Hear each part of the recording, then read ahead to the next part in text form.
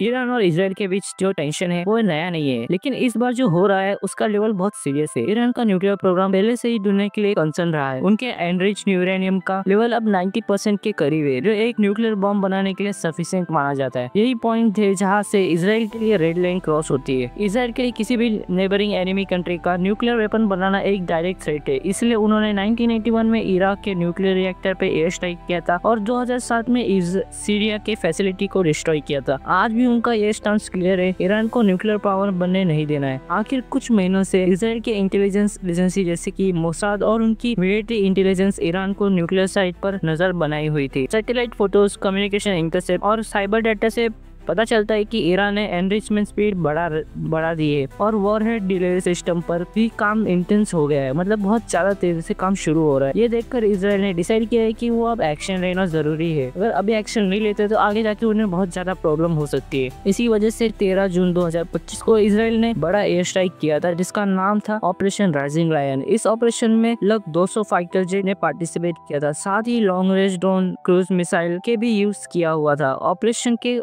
के पहले मोसाद के एजेंट्स ने ईरान के अंडरग्राउंड पे टारगेट मार्क किए थे और रेडार जैमिंग सिस्टम भी सेट कर दिया गया था। साइबर यूनिट ने इजराइल की आराम से सभी ईरान के एयर डिफेंस सिस्टम को टेम्पररी डिसेबल कर दिया, जिससे कि एयर स्ट्राइक स्मूथली हो सके। अटैक का जो मेन फोकस था वो नातांज और फॉर्डो,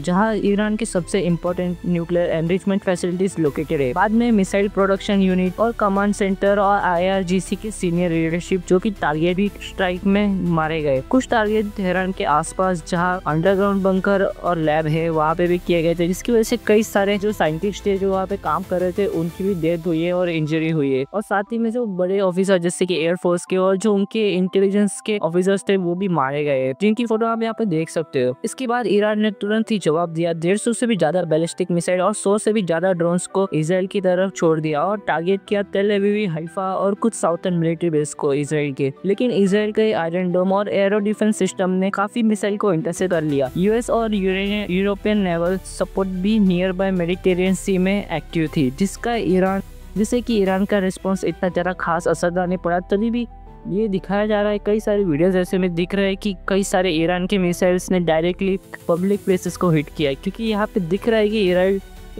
इजराइल का जो ईरान डोम था वो कई सही से इंटरसेप्ट नहीं कर पाया कई सारे मिसाइल को, क्योंकि ईरान ने बहुत ज़्यादा अमाउंट में एक साथ मिसाइल अटैक्स किए थे। ईरान के सुप्रीम लीडर ने इस स्ट्राइक को डायरेक्ट वॉर डिक्लेरेशन कहा है। रिवोल्यूशनरी गार्ड ने बोला है कि यह सिर्फ पहला स्टेप नहीं है और अभी पूरा जवाब अभी तक बाकी है। तेहरान में ब्लैकआउट लगा दिया गया है और एयरबेस को हाई अलर्ट पे डाल दिया गया है। जैसे कि आप देख सकते हैं कि यहाँ पे जो मेन जो एयरबेस है इनका वो पूरी तरीके से ब्लैकआउट हो चुका है और कई ज्यादा डैमेज पड़ चुका है। डैमेज ऑफिशियल डिटेल्स अभी कंफर्म नहीं हुई है, लेकिन कुछ सोर्स के मुताबिक नातांज और फर्दर में सीरियस डैमेज हुआ है। IRGC के 2 हाई रैंकिंग कमांडर्स मर गए हैं। कुछ न्यूक्लियर साइंटिस्ट भी कैजुअलिटीज में हैं। इजराइल ने अपने सिविलियन शेल्टर ओपन कर दिए हैं और बॉर्डर्स को टेम्पररी क्लोज कर दिए गए हैं। इस कॉन्फ्लिक्ट पर दुनिया भर के रिएक्शन अभी आए हैं। अमेरिका ने बोला है कि सिचुएशन क्लोजली वो मॉनिटर कर रहे हो। व्हाइट हाउस ने इजराइल के एक्शन को प्रीएम्प्टिव और सिक्योरिटी बेस्ड बताया, लेकिन डिप्लोमेसी के लिए ये अपील की गई है। रशिया ने इस ऑपरेशन के देख के बोला गया है कि दोनों ही देश को आपस में बात करके एक अच्छा रास्ता ढूंढना चाहिए और ना कि इस वॉर को आगे बढ़ाना चाहिए। साथ ही में चाइना ने भी दोनों तरफ को रिस्ट्रेंट दिखाने की अपील की है और बीच में ग्लोबल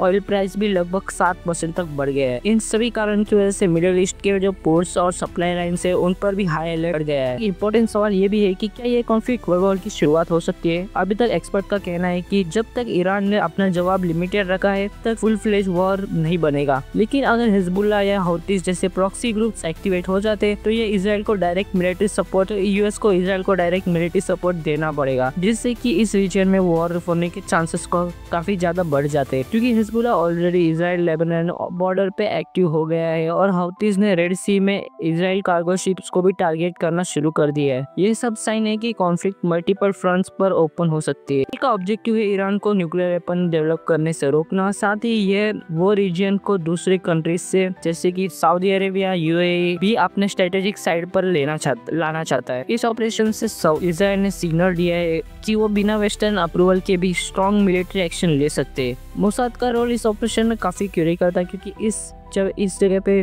मोसाद ने पिछले कुछ महीनों से उनके कन्वर्ट एजेंट्स जो कि ईरान के अंदर ऑपरेशन कर रहे थे, उनकी प्लानिंग में बहुत ज़्यादा मदद की है। अगले कुछ दिन इस रीजन के लिए काफ़ी क्रिटिकल होने वाले हैं। ईरान का नेक्स्ट स्टेप क्या होगा? क्या डिप्लोमेटिक चैनल्स ओपन रहेंगे या कॉन्फ्लिक्ट ज़्यादा एस्केलेट करेंगे, या हिजबुल्लाह और जैसे दूसरे प्रॉक्सी डायरेक्ट मिलिट्री एक्शन लेंगे? क्या इजराइल और भी स्ट्राइक करेगा? और सबसे बड़ा डेवलपमेंट ये भी है कि इजराइल की तरफ से ये क्लियर सिग्नल आया है, ये स्ट्राइक सिर्फ एक वार्निंग थी। इजराइल के एक मिलिट्री सोर्स के मुताबिक बहुत सारे बड़े बड़े स्ट्रेटेजिक कैंपेन शुरू होने वाले हैं और ईरान को बहुत ज्यादा डैमेज करने की बात की गई है। इसका मतलब यह है कि ईरान और मिलिट्री इंफ्रास्ट्रक्चर जो डीप लेवल पे डिसमेंटल करने की बात शुरू हो रही है। तो इशू का इम्पैक्ट सिर्फ इजराइल और ईरान तक सीमित नहीं रहेगा, ये ग्लोबल सिक्योरिटी, ऑयल ट्रेड और डिप्लोमेसी पर भी डायरेक्टली इफेक्ट डालेगा। आपको क्या लगता है, क्या ईरान नेगोशिएशन की तरफ जाएगा या कॉन्फ्लिक्ट बढ़ाएगा? अपने व्यूज कमेंट सेक्शन में लिखिए और ऐसे ही सीरियस, क्लियर और जियोपॉलिटिकल एनालिसिस के लिए डिप्लोमेसी जोन चैनल को जरूर सब्सक्राइब करें। बाय।